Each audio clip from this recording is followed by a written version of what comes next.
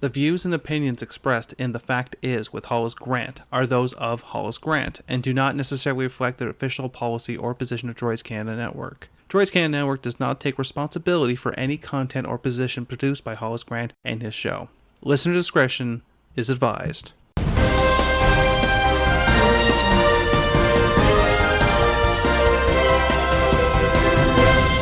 Good morning, good afternoon, and good evening. Thank you for tuning in to another edition of The Fact Is, and Happy New Year to everyone listening. We took a little bit of a week off to enjoy rolling in the new year and celebrating with friends and family, and we hope that you all enjoyed the same. And as we look into a start of 2022 with high optimism, we find that there is none. And we're currently, from March 23rd, 2020, that's the first time lockdowns occurred, we're 93 weeks. So 93 weeks and 2 days of 2 weeks to crush the curve. And I bring this up because Ontario, in Doug Ford, the Premier of Ontario, finest fashion, a healthy individual that he is, has decided that Ontario will enter another lockdown. They modified lockdown. They won't call it a lockdown. They've since changed the terminology and they use a roadmap to opening or a roadmap to business. A color-coded system is what they've tried before in the past, but nonetheless, we are in another lockdown. Now, the very first lockdown, 93 weeks ago, Doug Ford spent his time showing everyone how to make cheesecake. And in the 93 weeks of this pandemic, not much has changed. Rollout of vaccines that were supposed to bring back the end of mandates, to end everything, to stop the spread, to cure us from COVID, has resulted in a booster shot. Some nations have decided to work on fourth, and it's many into 9. Ireland has rolled out a roadmap for 6 booster shots. It is currently planned for Ireland. Israel is working as well on a plan to give 6 boosters as well. The rest of the world has not followed suit, but we do have Austria in lockdown. We have New Zealand that has been heavy-handed in their lockdowns, but good news with New Zealand that meetings of 25 people or more are now open. What you will notice is that Australia is relatively low with COVID because it is their summer months now, and as we start moving in to winter for them in the coming weeks, at least 12 weeks to go, you'll start seeing slow uptick in numbers. But this particular episode brings the city of Toronto to light. Now, we've talked about Dr. Eileen de Villa. Dr. Eileen de Villa, the one that gave herself a raise during the pandemic. Dr. Eileen de Villa that wants to make sure that all drug use, every hardcore drug imaginable, is no longer a criminal offense. Dr. Eileen de Villa that has preached how great safe injection sites are for the city and that they won't be a problem. But yet there are dirty needles found littered throughout the city on a scale that has never been seen before. We've talked about the CBC. We've talked about the CBC, how it is controlled by a left-wing union. The man at top, the Jerry Diaz, that is in control of distributing money towards media companies, and that money is paid out from the federal government. So media that collects money from the federal government, I fail to see how it is any different than Soviet-era media companies at the time. Now, the particular article, City of Toronto fires 461 employees for failing to comply with COVID-19 vaccine policy by deadline. Now, before we get into the article, I want you to note the objective reporting or lack of objective reporting by the Canadian Broadcasting Corporation, the corporation that receives $1 billion in taxpayer money, that has less than 3% of the population watching its evening news and even less reading its articles. But we will take this from today, January 5th, 2020. Another 248 employees with just one dose could face termination, while 98.6% of staff fully vaccinated. Hundreds of City of Toronto employees have been fired for failing to meet the city's vaccination deadline, either because they weren't immunized at all or didn't report their vaccine status on time. The city provided the figure in a news release Wednesday, saying that 98% of its active workforce has reported being fully vaccinated, which amounts to 32,478 employees. A total of 461 have been terminated. The deadline to comply with the city's vaccine policy was midnight on January 2nd, an extension of the city's previous deadline last year.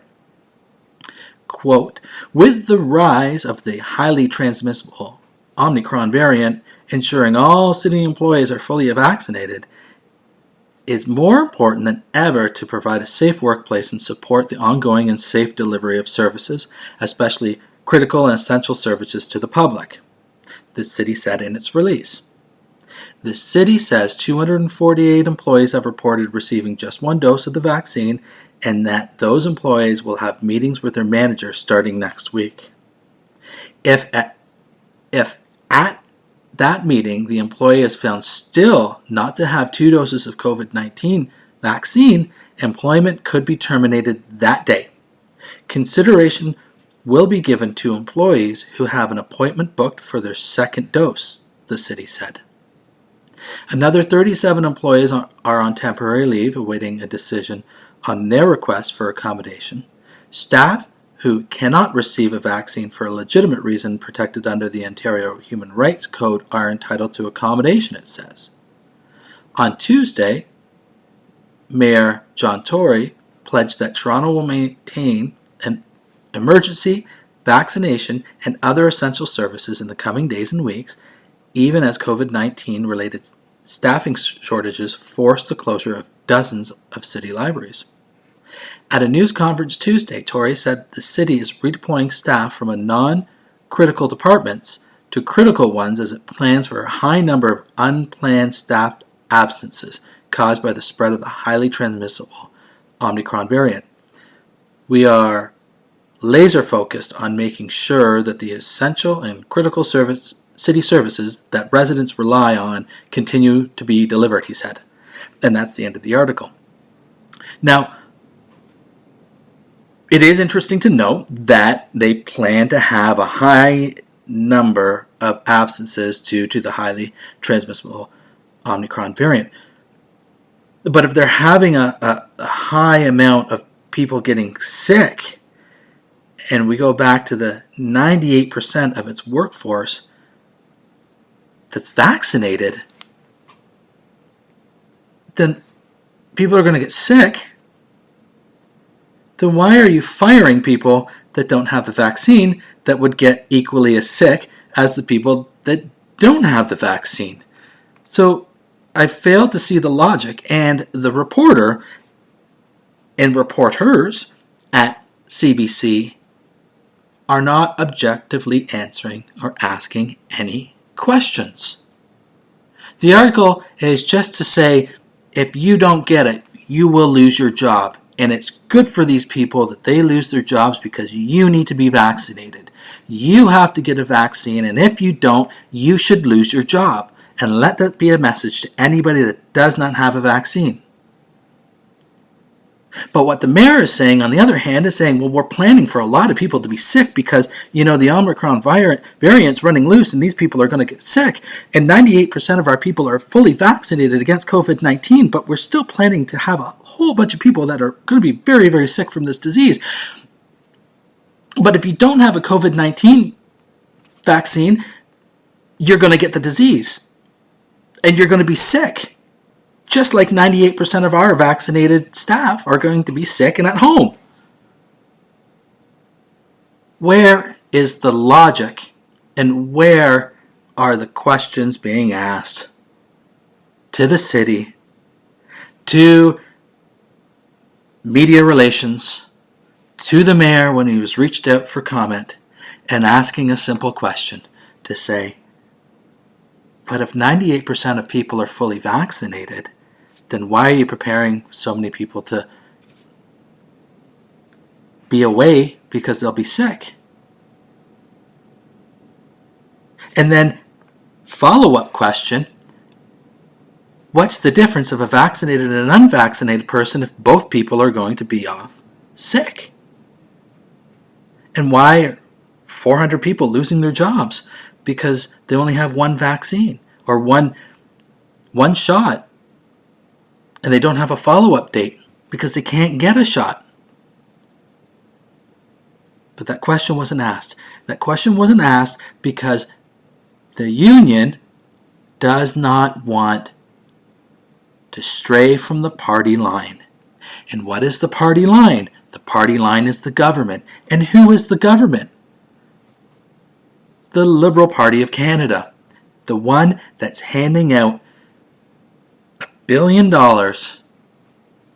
in money to an organization that nobody listens to, that nobody watches programs, that nobody reads their web pages, but yet fanatical, left-wing,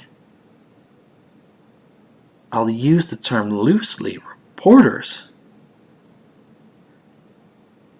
not reporting on the news, but creating a narrative that best suits them.